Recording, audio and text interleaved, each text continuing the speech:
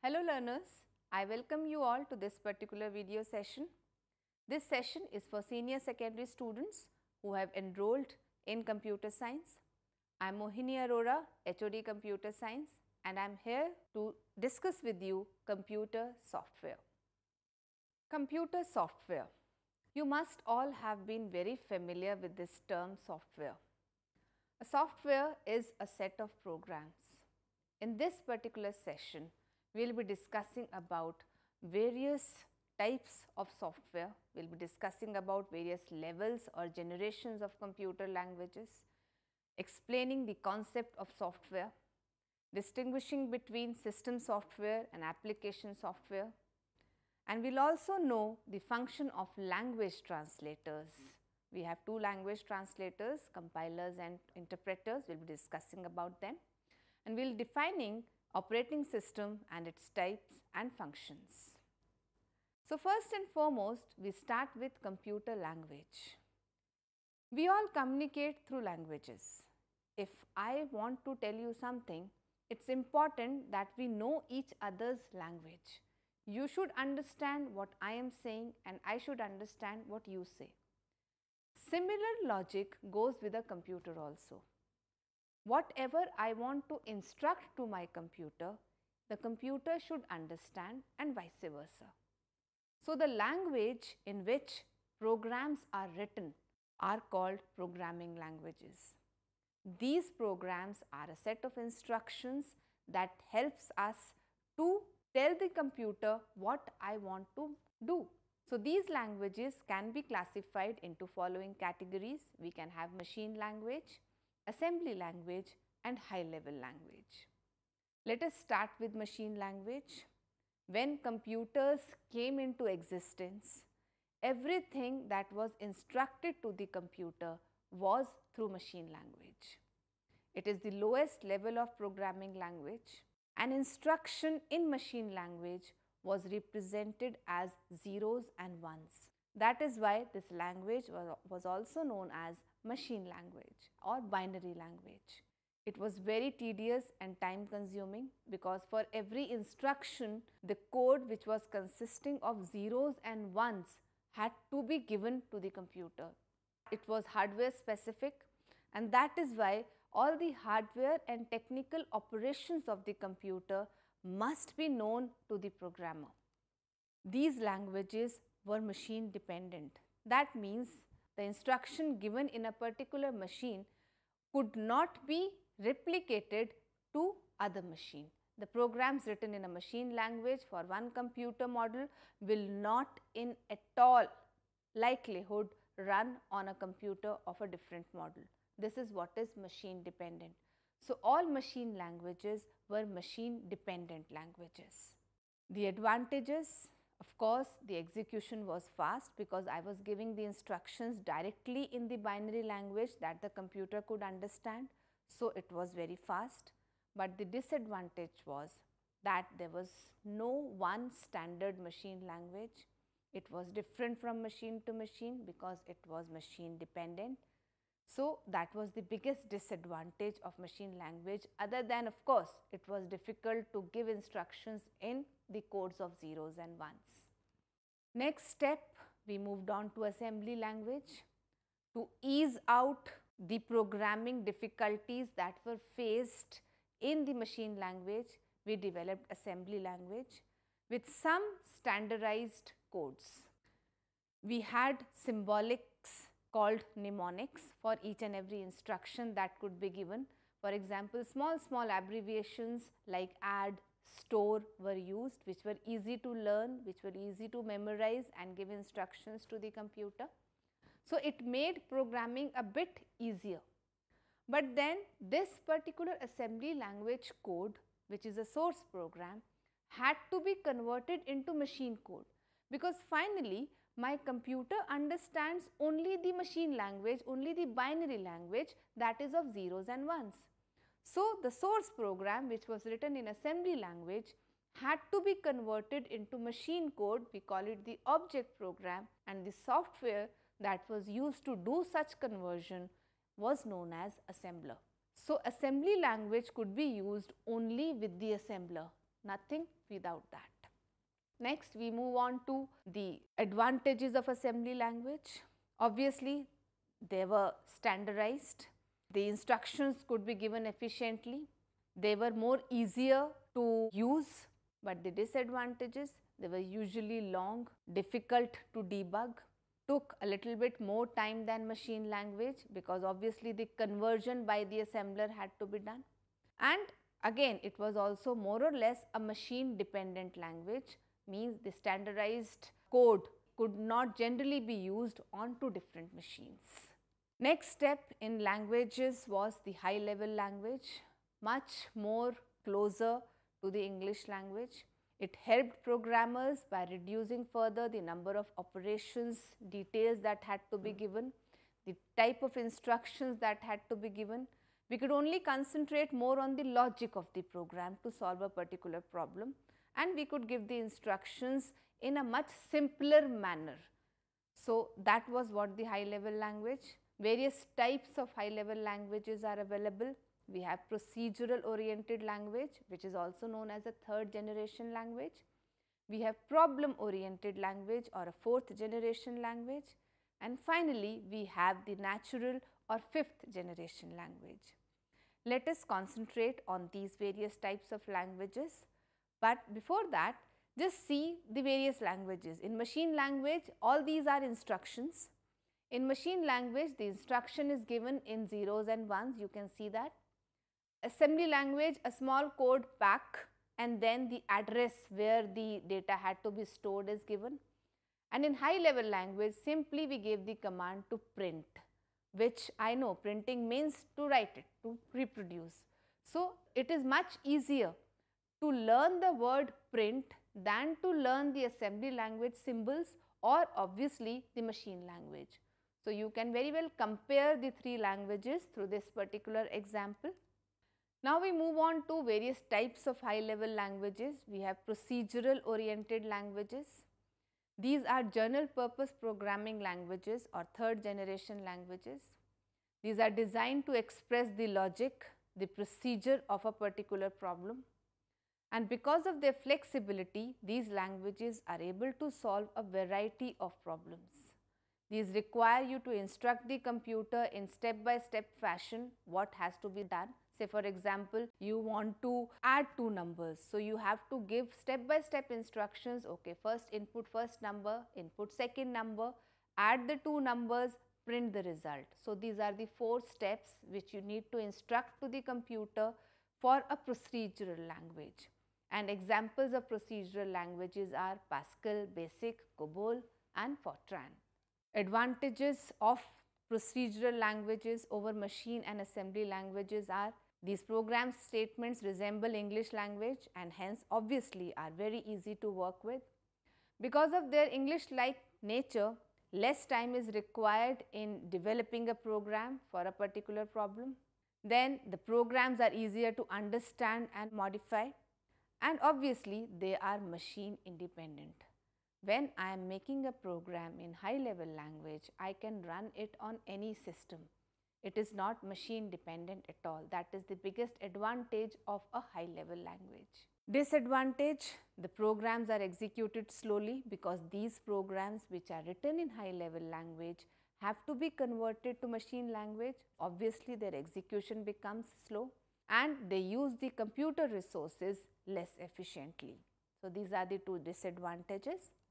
Next, we move on to the other type of high level language, which is the problem oriented language. This is also known as a fourth generation language. These are designed to solve specific problems or to develop specific applications by enabling you to describe what you want. You may not give step-by-step procedure for getting the result. You may just tell that I want this particular result and the result will be delivered to you. So, the focus is on the output, on the problem that needs to be solved. Focus is not on the procedure that will solve your problem, the steps or the instructions that will solve your problem, and they can be categorized into several kinds. You have a personal computer application software, you have query languages, you have report generators, you have decision support systems, financial planning languages, application generators. These are various problem-oriented languages. As per your requirement, you can choose a particular language, you can choose a particular application in fact, and get the results whatever you want. Let's have a quick look at these problem-oriented languages.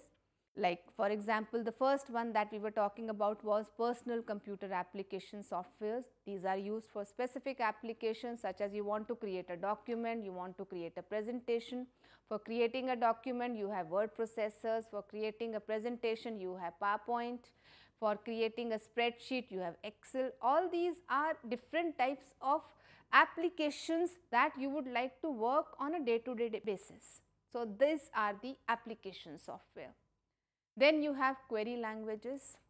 Your data is stored in a particular database.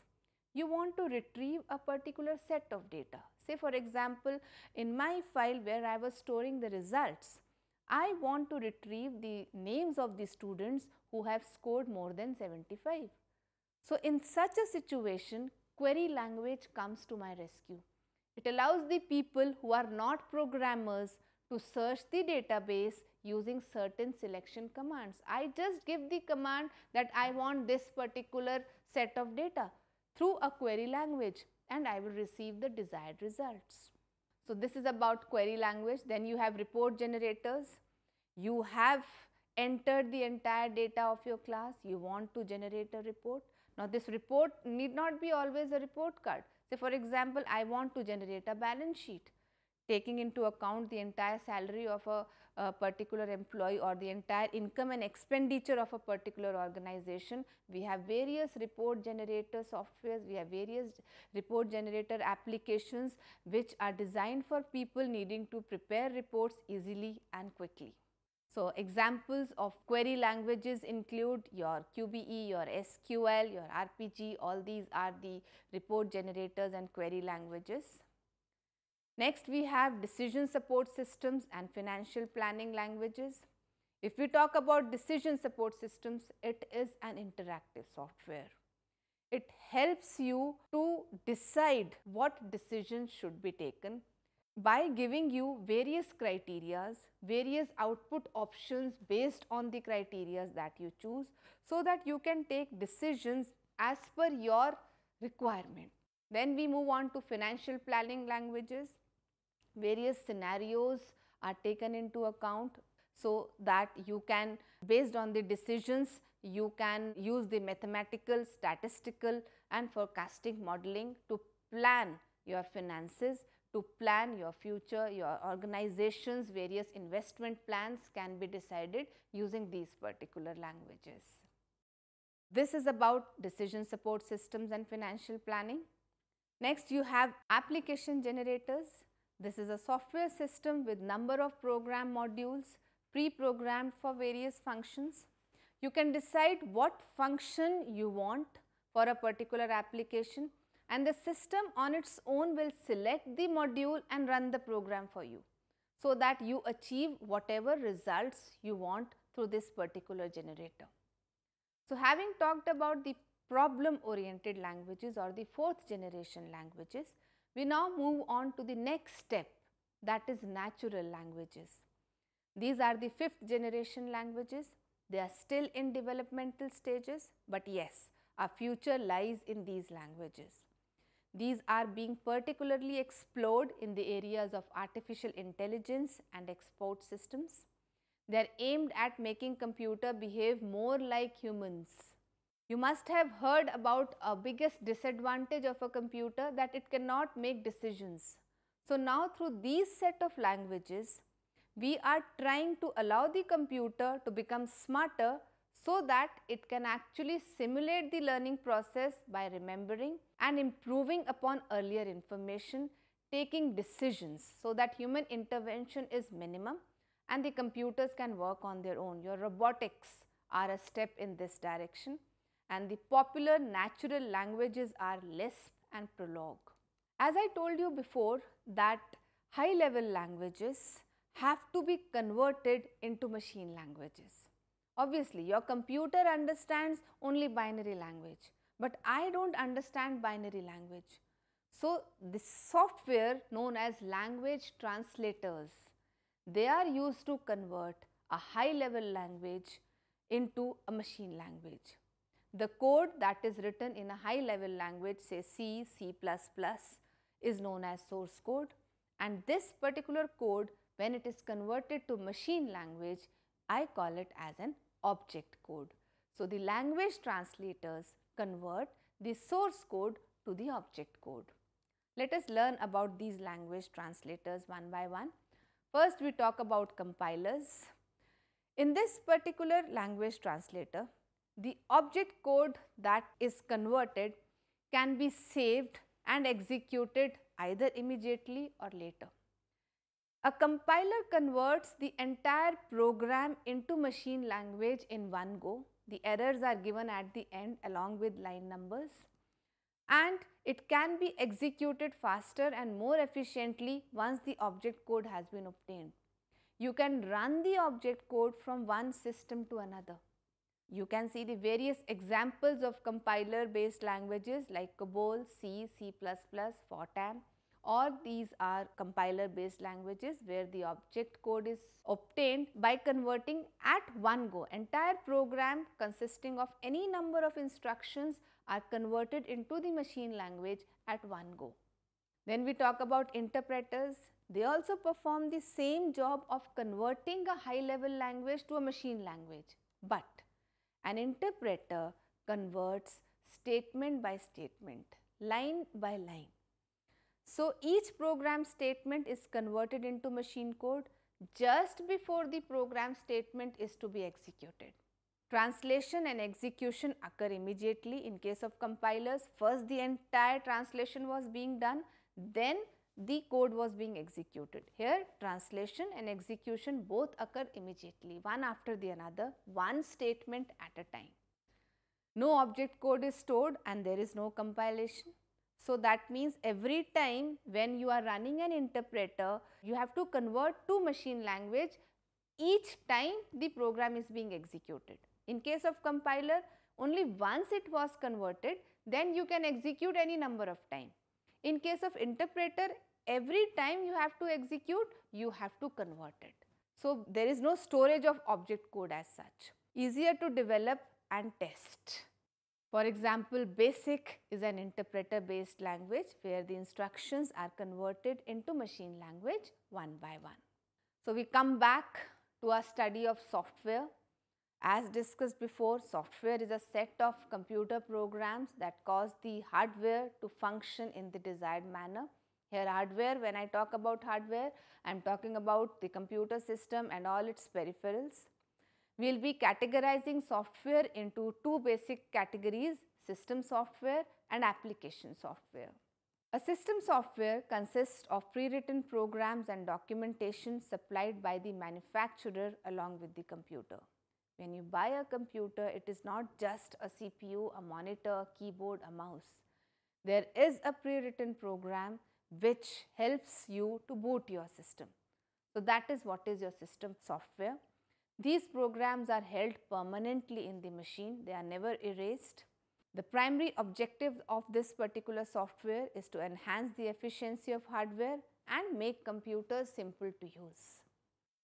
The examples of system software include operating system, language translators and utilities. We will be discussing, we have done language translators before, we will be having a short discussion later also, but yes, we will be discussing in detail the most important system software, that is the operating system. So, this is the operating system. It is the most important system software. You all must have heard about the operating system.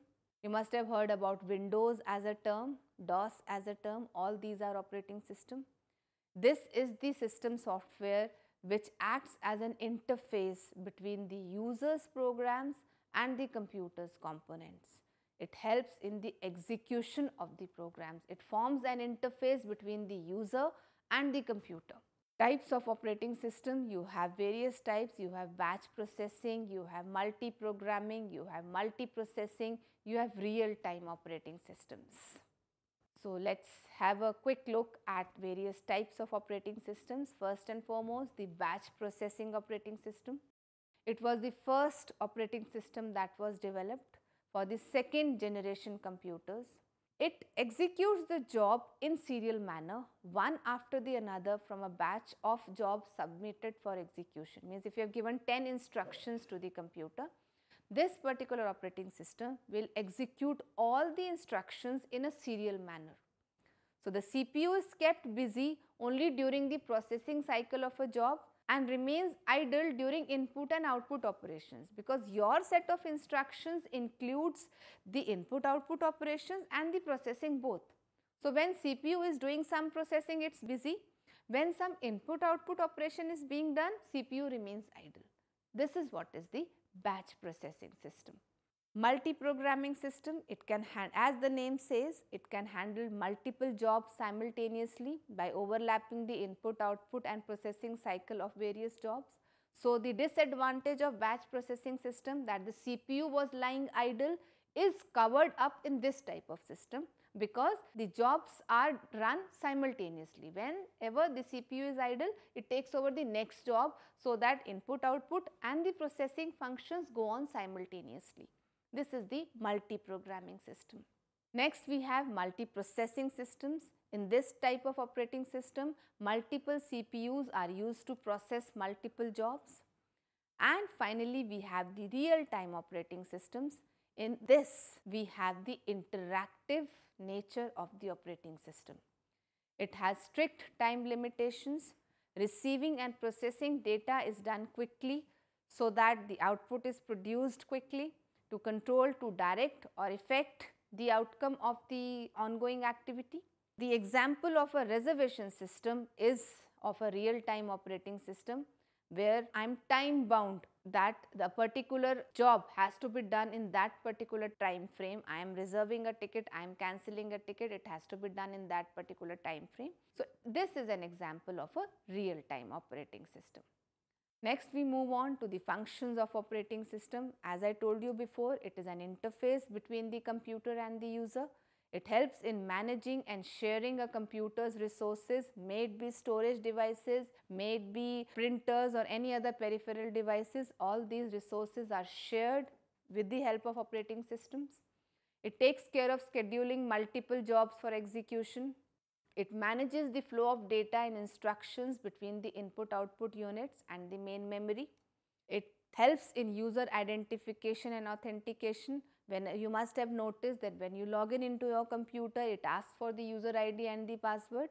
So, the operating system keeps track of the correct user ID and the correct password being logged in order to allow the user to work on your system. So, all this thing is taken care of by the operating system. It helps in protection of users' data and programs, and it also provides facility to detect and correct errors in any of the user's program. You give some wrong command, you do not follow the instructions that are being flashed on the screen. So, the operating system helps you to manage out the work that is being done on your system. Next, we move on to language translators, which is translating the program written in any high level language to a machine understandable form, to a binary language, because my computer understands only binary language. So, we have three language translators: assembler, compiler and interpreter. We have done about compiler and interpreter. So, let us have a quick look at the assembler also. We discussed assembly language before. An assembler converts the assembly language program into machine code. We have to convert the instructions into machine language, into binary language of zeros and ones that a computer understands. So, an assembler converts the assembly language program into machine code. Both machine language and assembly language programs are machine dependent. Next, we move on to the third type of system software, that is the utility software. This software is used quite often in the development of a program. These programs are normally provided by the manufacturers, but yes, we can get an add-on utility also whenever we want. These are basically used for housekeeping functions of a computer. Even if this particular software is not there, your system works efficiently, but it is always better to have such softwares in your system. We have examples of a backup utility which is used to take backup of your data, a defragmenter utility which is used to efficiently use your storage area because it compiles the unused portions into a single block so that I can store data more efficiently. You also have something called antivirus utility which is used to remove viruses from your computer. So, all these are utility softwares which helps in the better functioning of your system. We move on to the next broad category, that is the application software. This software is used to perform a specific task or process such as accounting, payroll, making results, mailing. All these are various applications that can be used through this particular software. The majority of the application software is written in high level languages. We have three sources of application software: write it yourself, general purpose package and customer software. When we talk about write it yourself, as the name says, this program is written by the user. So, since a user is writing this program, he knows what his requirements are. So, this particular software will be an exact match to the needs of the business.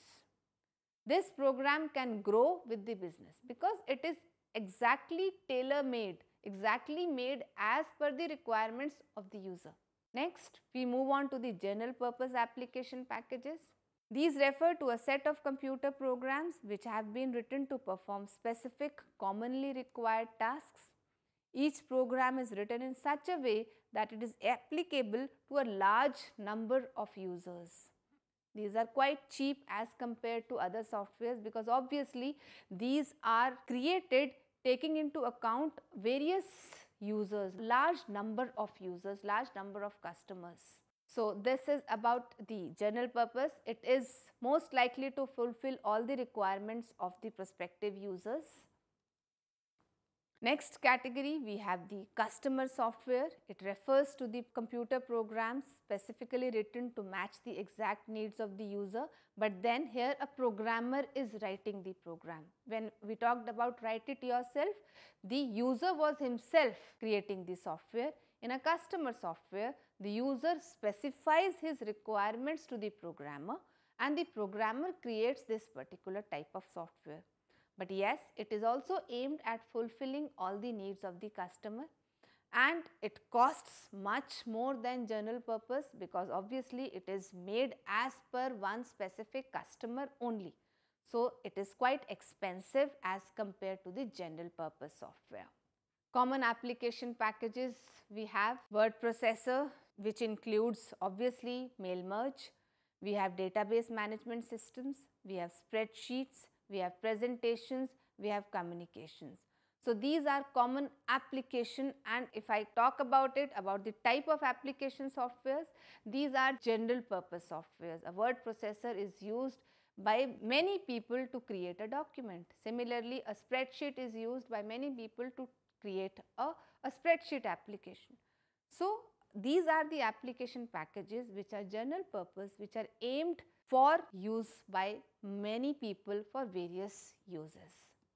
These packages are readily available in the market and one can purchase them, install them as per their requirement and start using them.